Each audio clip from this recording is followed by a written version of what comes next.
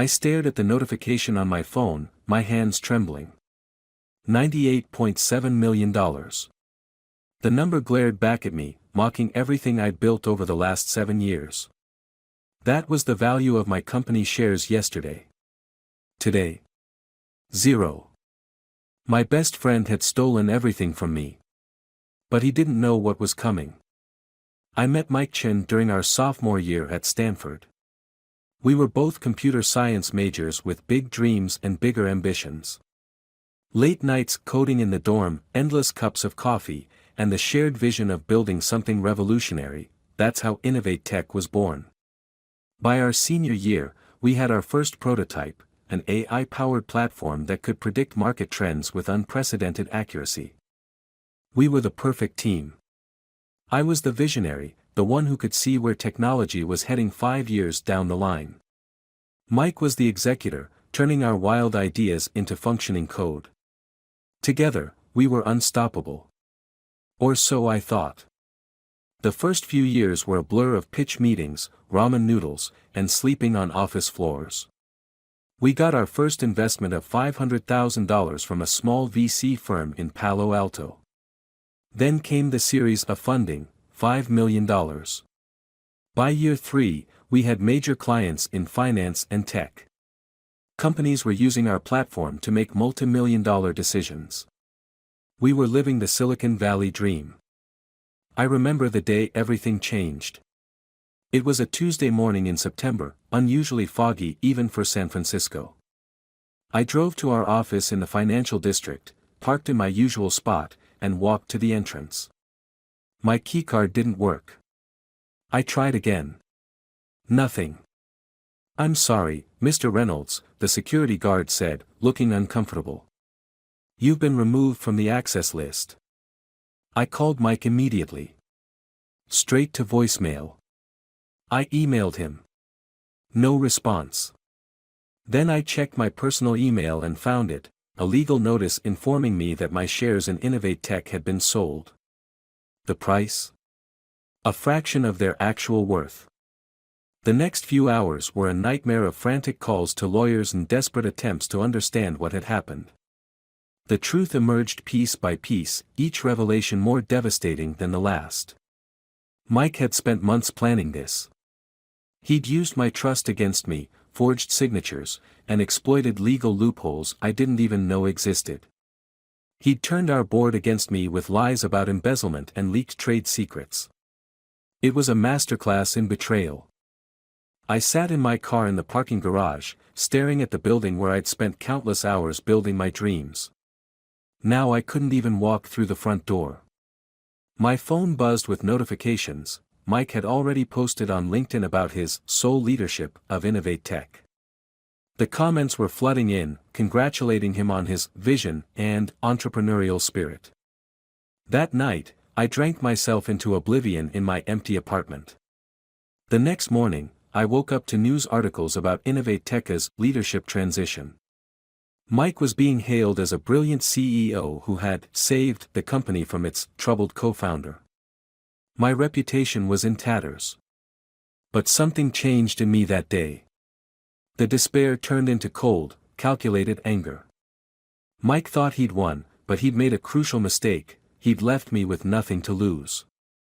I spent the next 3 months planning. I reached out to Sarah Martinez, our former head of cybersecurity whom Mike had fired 6 months ago. Then I contacted James Wong, our ex-CFO who'd quit after disagreeing with Mike's aggressive financial strategies.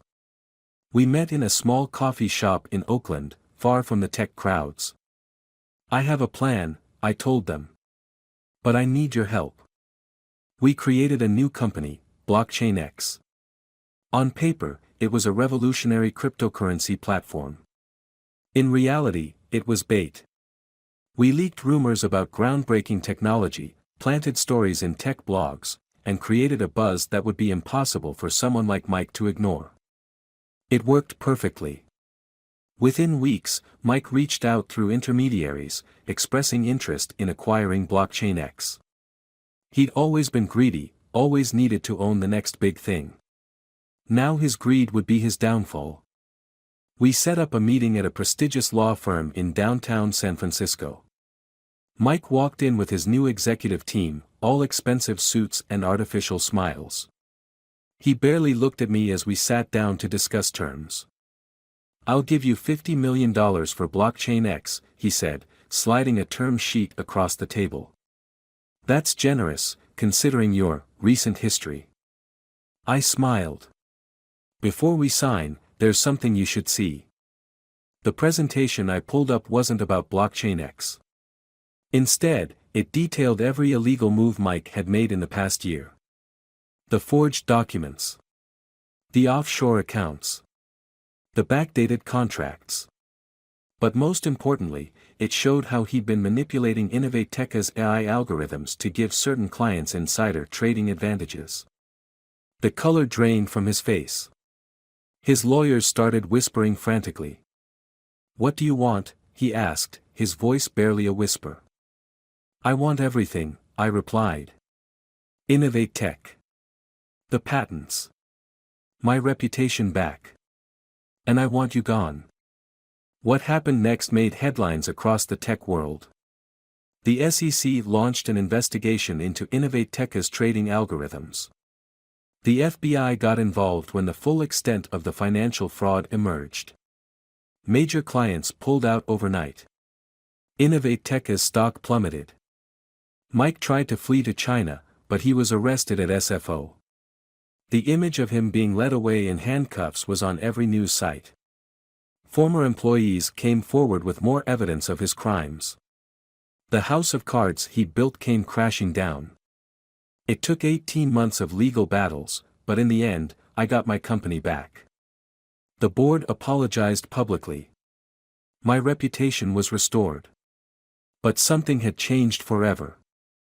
Today, Innovatec is worth 10 times what it was when Mike tried to steal it. We've expanded into new markets, developed cutting-edge technologies, and helped countless businesses grow. But I run things differently now. Trust is earned, not given. Every decision is documented. Every agreement is ironclad. Sometimes, late at night in my office, I think about Mike sitting in his prison cell. Was it worth it? The betrayal, the greed, the fall from grace. He had everything: success, wealth, respect, and he threw it all away because he wanted more. I keep a framed article on my wall. It's from TechCrunch, dated the day Mike was arrested. The headline reads, "Innovatec co-founder arrested in massive fraud scheme." It's a reminder that in the world of technology and innovation, where billions are made and lost overnight, the most valuable currency isn't money or power. It's trust. And once you lose it, no algorithm in the world can help you get it back. The end? Not quite. Because in Silicon Valley, every ending is just the beginning of another story. And somewhere out there, in another startup, in another office, someone else is learning the same hard lesson I did. Never trust blindly. Never give away your power. And never, ever let your guard down, even with your best friend. As for me, I'm still building, still innovating, still pushing the boundaries of what's possible. But now I do it with my eyes wide open, knowing that in this world of unicorns and disruption, the biggest threats don't always come from your competitors. Sometimes they come from right beside you. Last week, I ran into one of Mike's former investors at a conference. He pulled me aside, wanted to know if I felt satisfied with how everything turned out. I thought about the years of friendship thrown away, the betrayal, the long nights planning my revenge, the sweet taste of victory, and the bitter aftertaste that came with it. Justice was served, I said simply, and walked away. But here's the truth: in the game of revenge, there are no real winners. Just survivors. And sometimes, surviving is enough. Now, when young entrepreneurs ask me for advice, I tell them something different from the usual Silicon Valley mantras about moving fast and breaking things. I tell them to move carefully, build steadily, and protect what's theirs. Because in this world of digital dreams and billion-dollar valuations, the only person you can truly rely on is yourself. And that's a lesson worth more than any exit strategy. The sun is setting over San Francisco Bay as I write this. From my office window, I can see the fog rolling in, shrouding the city in its mysterious embrace. Somewhere out there, another startup is being born, another partnership is being formed, another dream is taking shape. I wish them luck. I wish them success. But most of all, I wish them wisdom. Because in the end, that's what this story is really about. Not revenge, not justice, not even success. It's about wisdom. The kind you can only gain by losing everything and building it back up again. Stronger. Smarter. Safer. They say revenge is a dish best served cold. But the truth is, the best revenge isn't revenge at all. It's living well, learning from your mistakes, and making sure they never happen again. That's the real Silicon Valley story. That's the real startup lesson. And that's the truth I live with every day. Looking back, I realize the signs were there all along. The late-night meetings Mike started having without me. The way he'd quickly close his laptop when I walked into his office. The subtle changes in how he talked about our company's future. We need to think bigger, he'd say, emphasizing the "we" in a way that now seems loaded with irony. We need to be ready to make tough decisions. I remember the last dinner we had together, just a week before everything fell apart. We were at that expensive sushi place in Japantown that we used to celebrate every major milestone at. Mike was unusually generous that night, ordering the most expensive sake, insisting on extra odoro. To us, he'd toasted, raising his glass. To the future. I should have seen it in his eyes. That mix of guilt and determination. The way he couldn't quite meet my gaze. The betrayal wasn't just about the money or the company. It was about the 1,000 small moments that made up our friendship. The time he helped me move apartments during a rainstorm. The night I talked him out of quitting when our first product launch failed. The morning we got our first big investment, when we danced around the office like idiots, blasting "We Are the Champions" on repeat. All of it poisoned. All of it a lie. During the darkest days after the betrayal, before I started planning my revenge, I found myself obsessively scrolling through old photos on my phone. Photos of company parties, product launches, late-night coding sessions. In every single one, Mike was there, smiling, looking like the friend I thought he was. I deleted them all. Every single photo, every memory, every trace of our friendship. It was like digital therapy, each deleted image another step toward recovery. But healing wasn't enough. I needed to understand. So I started digging, really digging, into how he'd pulled it off. The technical details of his betrayal were brilliant, I'll give him that. He'd created a shadow structure within our company, gradually shifting key intellectual property into shell companies he controlled. He'd manipulated our code repository logs to make it look like he'd contributed more to our core algorithms than he actually had. He'd even planted fake email threads that made it seem like I was planning to sell company secrets to competitors. It was elegant. Thorough. The kind of plan that takes months, maybe years to execute perfectly. Which made my revenge all the sweeter. Because while Mike was busy constructing his perfect betrayal, he forgot one crucial detail, our original server, the one we'd used in college to build our first prototype. It was still running, forgotten in a data center in Oregon, automatically backing up every line of code, every commit, every change we'd ever made. That server became the cornerstone of my revenge. It provided irrefutable proof of who really built Innovate Tech's core technology. More importantly, it showed exactly when and how Mike had started altering records. But I didn't use that evidence right away.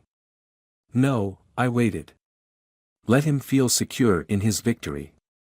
Let him think he'd thought of everything. Because the sweetest revenge isn't just about winning.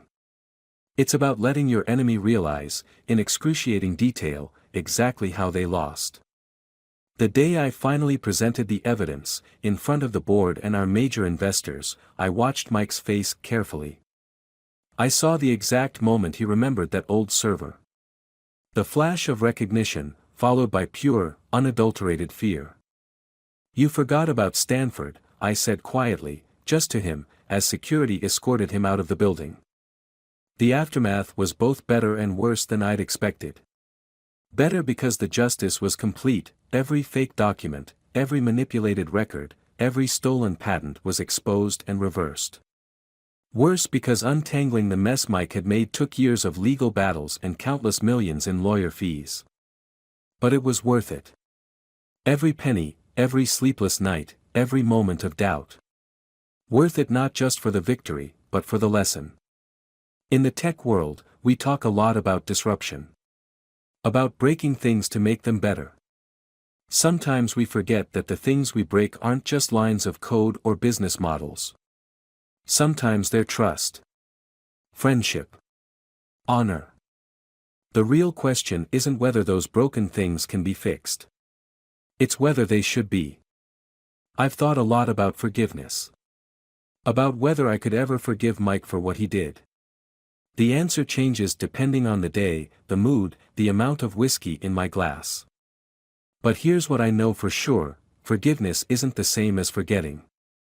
You can forgive someone and still learn from what they did to you. You can move on without moving back. These days, I run background checks on everyone I hire. I have multiple lawyers review every contract. I keep backups of my backups, records of my records. Some might call it paranoid. I call it prudent. Because success isn't just about building something great. It's about protecting it. Nurturing it. Making sure it can't be stolen by someone you trusted with your dreams. The irony? Innovate Tech is more successful than ever. Our trust issues have made us better at everything we do. We triple-check our code. We question our assumptions. We trust, but verify. Mike, I hear, is out of prison now. Living somewhere in Arizona, trying to start over. Sometimes I wonder if he thinks about what he lost. Not just the money or the company, but the respect, the friendships, the future he could have had. I don't wish him ill anymore. That fire burned out long ago, replaced by something cooler, calmer, clearer. Understanding. Because in the end, Mike taught me the most valuable lesson of my career: in the world of technology, the most dangerous vulnerability isn't in your code. It's in your heart. So here I am, older, wiser, successful beyond my wildest dreams. The betrayal that could have destroyed me became the foundation of something stronger. Something better. They say what doesn't kill you makes you stronger. But that's not quite right. What doesn't kill you makes you smarter. More careful. More aware. And in Silicon Valley, that's worth more than any unicorn valuation. The story of Innovate Tech's near-death and resurrection became a case study at business schools. Harvard Business Review wrote a lengthy analysis of corporate governance and betrayal. Stanford's computer science department now includes a module on intellectual property protection, using our story as a cautionary tale. But they don't know the whole story. They don't know about the darkest moments, the ones I've never shared publicly. Like the night I sat in my car outside Mike's new mansion in Pacific Heights, a bottle of bourbon on the passenger seat, wrestling with thoughts I'm not proud of. Or the morning I woke up to find I'd written thousands of lines of code designed to corrupt our entire system, code I thankfully never deployed. Revenge is seductive that way. It promises satisfaction but delivers poison. The real victory wasn't in destroying Mike. It was in rebuilding myself. I hired back every employee he'd fired. Not out of charity, but because they were good people who'd been wronged. Together, we rebuilt Innovate Tech's culture from the ground up. Transparency became our mantra. Every line of code, every financial decision, every strategic move, all documented, all accessible to the entire team. We implemented what we call the trust but verify protocol. Every major decision requires multiple signatories. Our code repository uses blockchain technology to create an immutable record of contributions. Our financial transactions are audited in real time by AI systems we developed specifically for this purpose. Ironically, these security measures became our biggest selling point. Other companies, having witnessed our very public drama, wanted the same protections. We spun off a separate division just to handle governance and security consulting. Last year, that division generated more revenue than our original AI platform.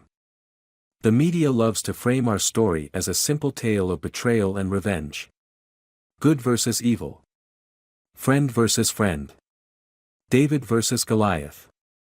But the truth is messier, more nuanced. Mike wasn't always the villain. I wasn't always the hero. We were just two ambitious guys who lost sight of what mattered most. I think about the moment it all started to go wrong. Was it in college, when we first tasted success? Was it during our first funding round, when the zeros in our bank account multiplied overnight? Or was it more gradual, a slow poison of greed and ambition that corrupted us both? Sometimes I dream about that last dinner in Japantown.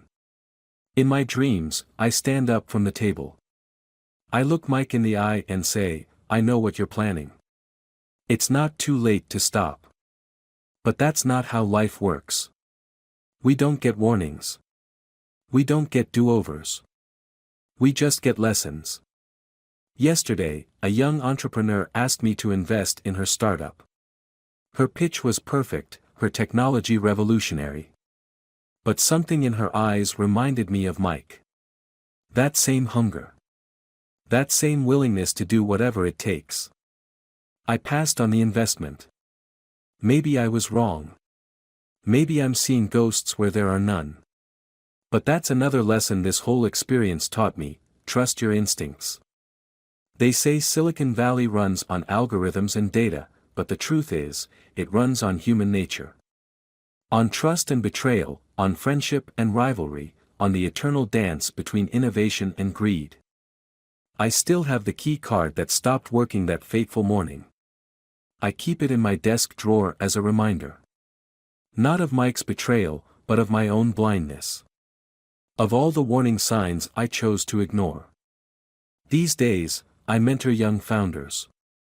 I tell them my story, not the sanitized version from the press, but the real version. The messy, painful, human version. I tell them about trust and verification, about friendship and betrayal, about the fine line between ambition and greed. Most importantly, I tell them about redemption. Because that's the part of the story that matters most. Not the fall, but the rising. Not the betrayal, but the rebuilding. Not the revenge, but the recovery. Innovate Tech's stock hit an all-time high last week. Our technology is used by companies in 47 countries. We employ over 1,000 people, and our annual revenue exceeds $3 billion. But success isn't measured in numbers alone. It's measured in lessons learned, in wisdom gained, in strength found in the darkest moments. And sometimes, just sometimes, it's measured in the ability to let go. To move forward. To build something new from the ashes of what was lost. That's the real story of Silicon Valley. That's the real story of innovation. That's the real story of redemption. And maybe, just maybe, that's worth more than any revenge could ever be. But the story doesn't end there. Because in Silicon Valley, every ending spawns a dozen new beginnings. The technology we developed to protect ourselves from future betrayals has evolved into something unprecedented. Our blockchain-based governance system, initially created out of paranoia and pain, has become the industry standard. Major tech companies, banks, and even governments now use variations of our trust protocol. The irony isn't lost on me. Mike's betrayal forced us to innovate in ways we never would have otherwise. Our pain became our product. Our trauma became our triumph. Last month, I was invited to give a keynote speech at the World Economic Forum. The topic? Trust in the digital age. As I stood on that stage in Davos, looking out at the faces of the world's most powerful business leaders, I realized something profound: our story had transcended personal drama. It had become a blueprint for corporate resilience. The future of business isn't just about innovation, I told them. It's about integrity. About building systems that make betrayal impossible not through force, but through transparency. The applause was thunderous, but it wasn't the applause that moved me. It was the nodding heads. The knowing looks.